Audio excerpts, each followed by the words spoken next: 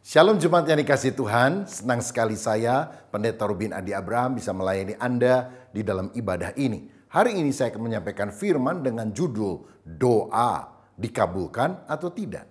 Saudara, setiap orang percaya tentu harus rajin berdoa. Karena doa adalah komunikasi antara kita dengan Tuhan. Nah, salah satu unsur doa yang sangat penting adalah permohonan. Kita harus meminta pertolongan kepada Tuhan karena Dia adalah sumber berkat, bahkan sumber kehidupan kita. Masalahnya apakah permohonan kita itu dikabulkan oleh Tuhan atau tidak? Saudara, kita lihat Rasul Paulus adalah orang yang sering berdoa sehingga banyak mujizat menyertai pelayanannya.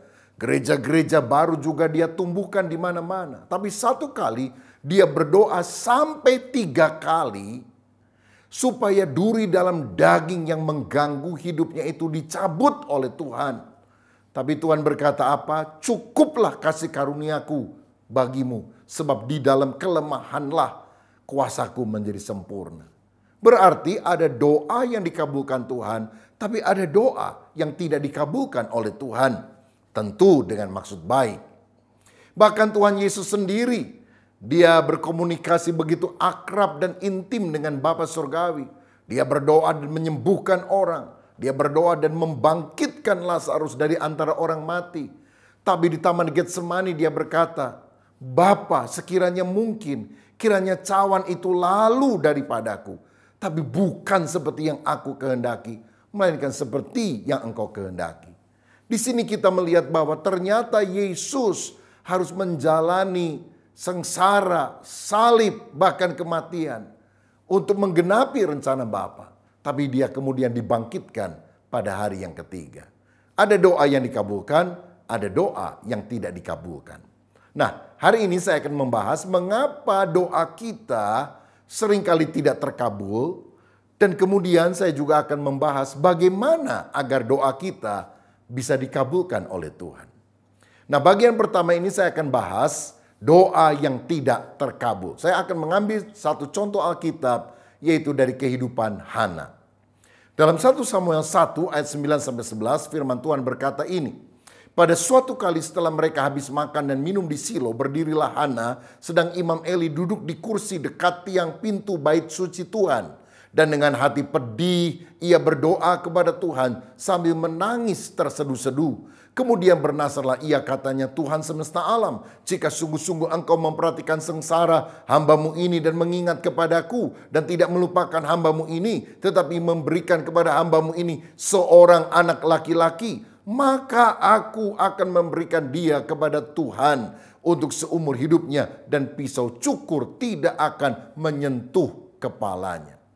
Saudara, kita tahu bahwa Hana adalah seorang perempuan yang mandul. Sehingga akibatnya Elkana suaminya mengambil wanita lain yang bernama Penina untuk menjadi istrinya. Dan ternyata Penina hamil dan juga melahirkan anak. Dan tentu ini menimbulkan kesedihan di dalam hati Hana. Dia berdoa sungguh-sungguh supaya Tuhan mengabulkan permohonannya minta anak. Tetapi ternyata Tuhan tidak kunjung mengabulkan doanya. Pertanyaannya, mungkin kita sudah berdoa, tetapi mengapa Tuhan tidak segera mengabulkan doa kita? Kalau ada di antara saudara yang mengalami hal tersebut, saya mau katakan, ada 3 alasan mengapa doa kita tidak dikabulkan oleh Tuhan. Yang pertama, doa tidak terkabul supaya kita hidup lebih kudus. Ayat 6 dan 7 berkata, tetapi madunya selalu menyakiti hatinya supaya ia gusar karena Tuhan telah menutup kandungannya. Demikianlah terjadi dari tahun ke tahun. Setiap kali Hana pergi ke rumah Tuhan, Penina menyakiti hati Hana sehingga ia menangis dan tidak mau makan. Saudara, ketika Penina menghina Hana, tentu Hana menjadi jengkel, marah, kecewa, dan pahit hati.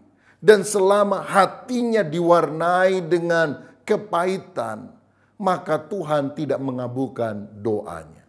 Dalam Yesaya 59 ayat 1 dan 2, firman Tuhan berkata, bukannya tangan Tuhan kurang panjang untuk menyelamatkan atau telinganya kurang tajam untuk mendengar, tapi yang menjadi pemisah antara kita dengan Allah adalah segala kejahatan kita.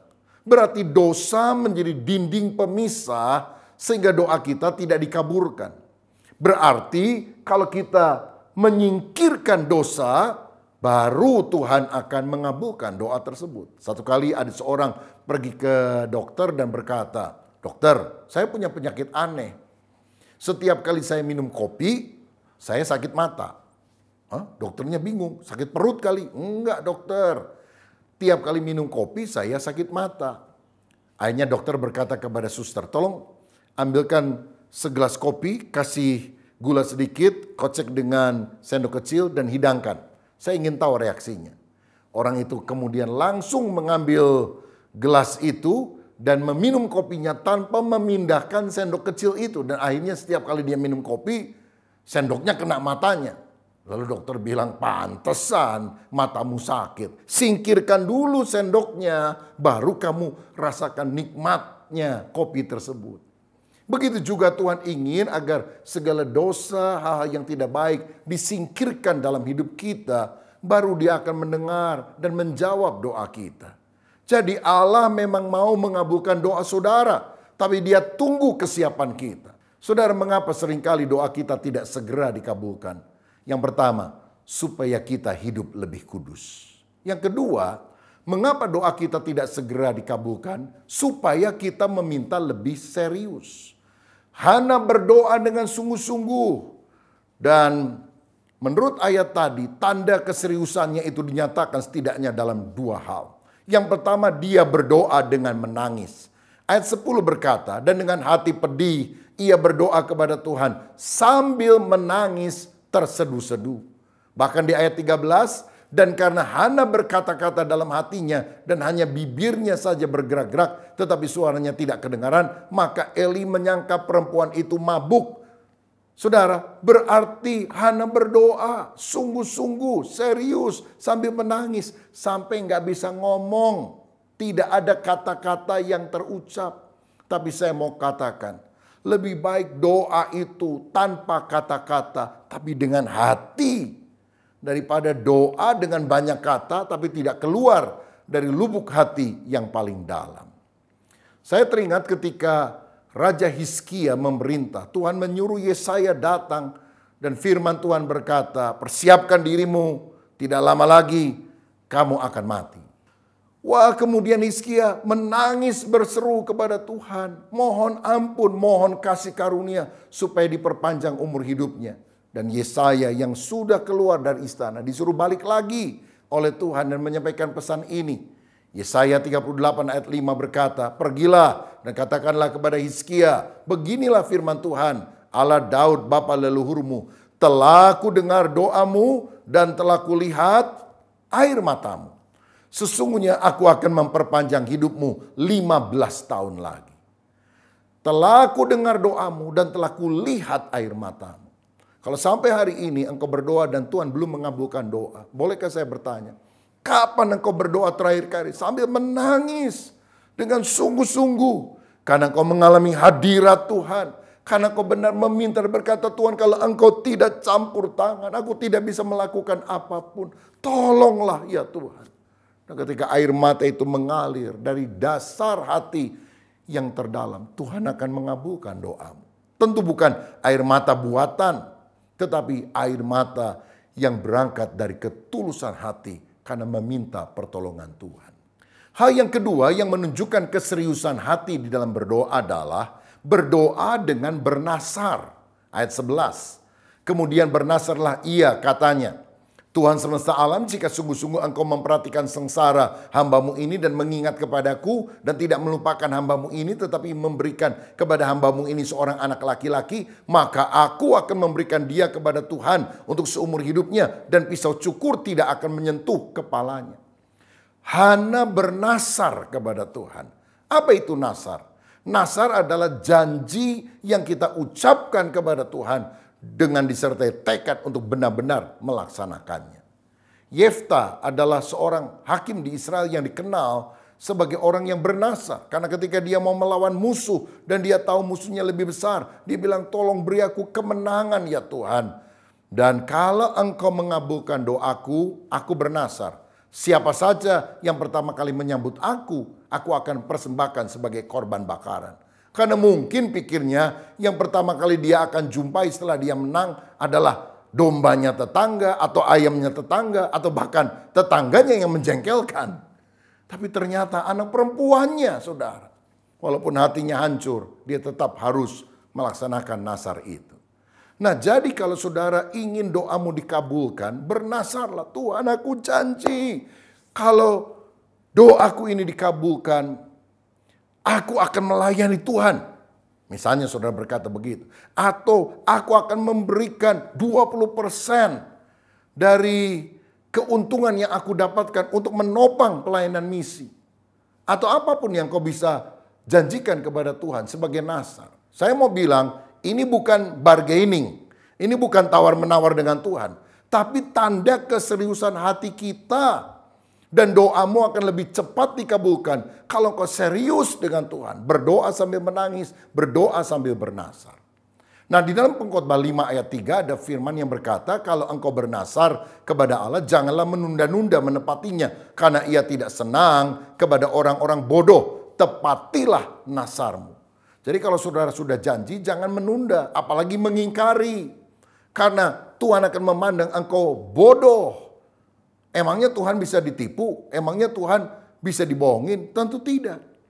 Jadi lebih baik nggak bernasar daripada sudah bernasar tapi tidak menepati. Oh, kalau gitu saya nggak usah bernasar dong. Oh ya nggak apa-apa.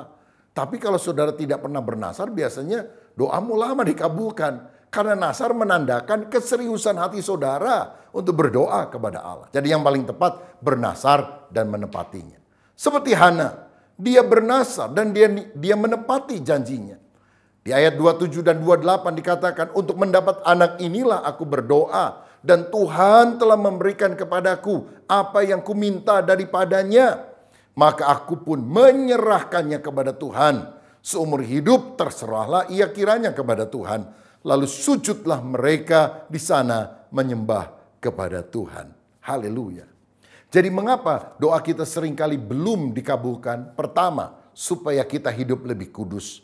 Yang kedua, supaya kita meminta lebih serius.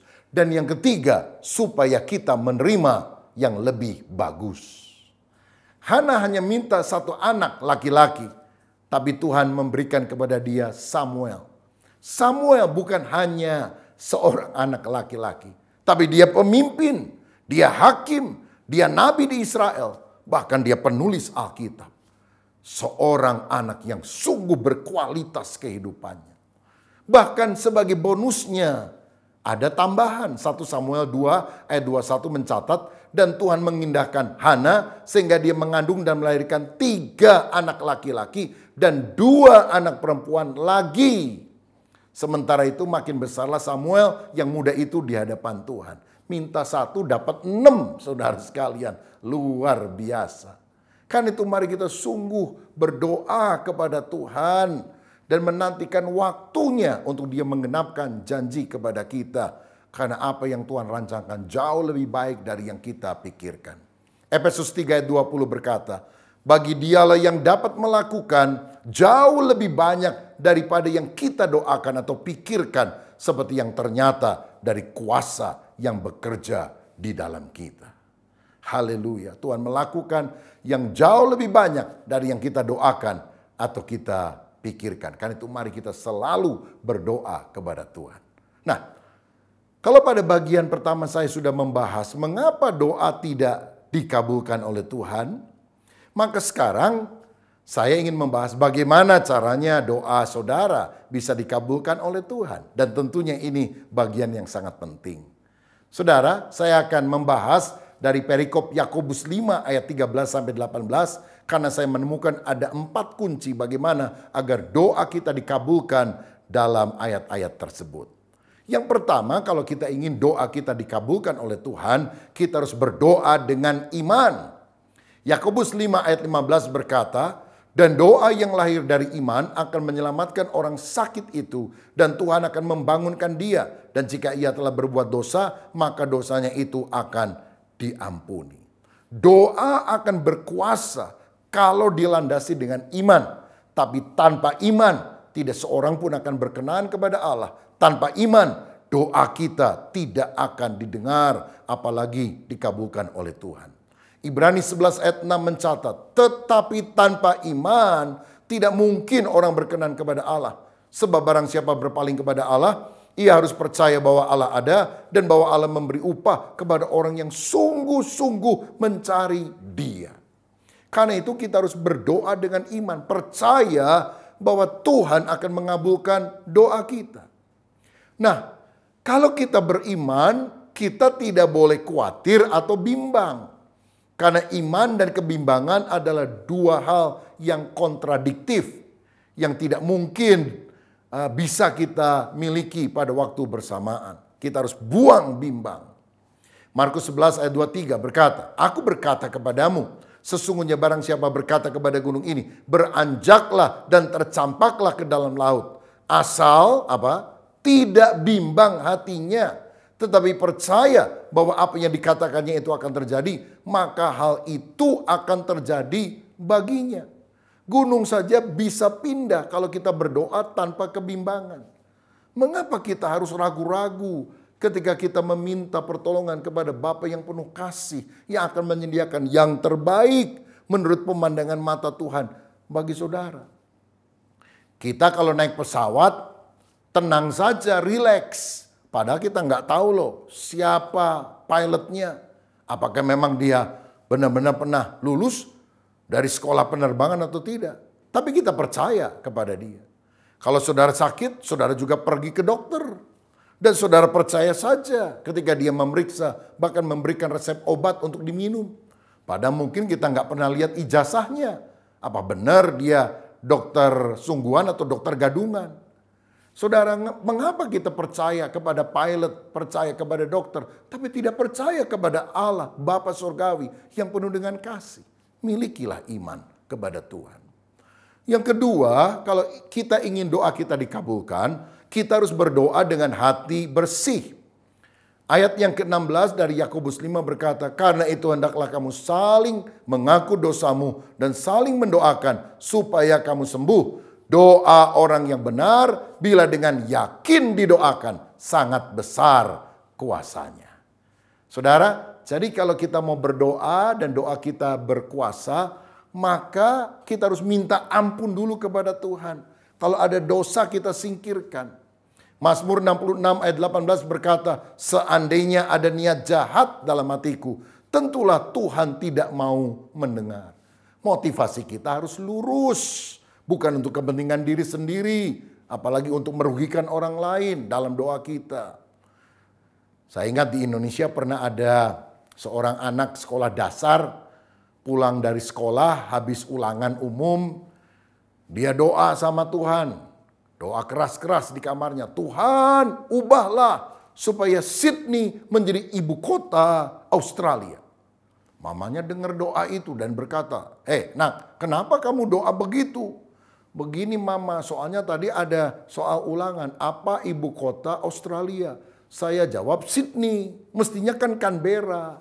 Jadi saya keliru. Nah kan itu saya berdoa, ubahlah Sydney menjadi ibu kota Australia supaya nilai saya lebih bagus.